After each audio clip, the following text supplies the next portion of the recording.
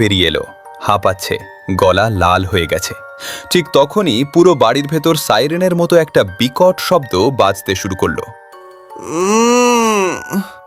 দেওয়াল কাঁপছে, ছাদ থেকে ধুলো পড়ছে। তারপর বাড়ির প্রতিটা ঘর থেকে একসাথে দরজা খোলার শব্দ এলো, ক্যাচ ক্যাচ ক্যাচ। অনির্বাণ বুঝতে পারল বাড়িটার ভেতরে কিছু একটা জেগে উঠেছে।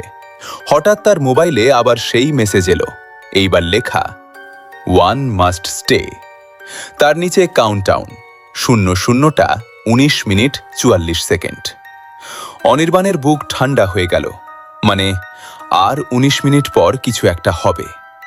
ঠিক তখনই বাড়ির একদম উপরতলা থেকে শুভর বিকট চিৎকার শোনা গেল, দাদা বাঁচান!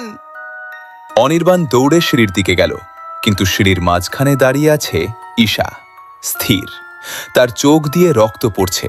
সে ধীরে ধীরে বলল, রাত এখনো শেষ হয়নি। তারপর সে আঙুল তুলল ওপরের দিকে, ওখানে যা দেখবি তারপরে তুই আর আগের মানুষ থাকবি না। অনির্বাণ সিঁড়ি বেয়ে দৌড়ে ওপরে উঠছে। পুরো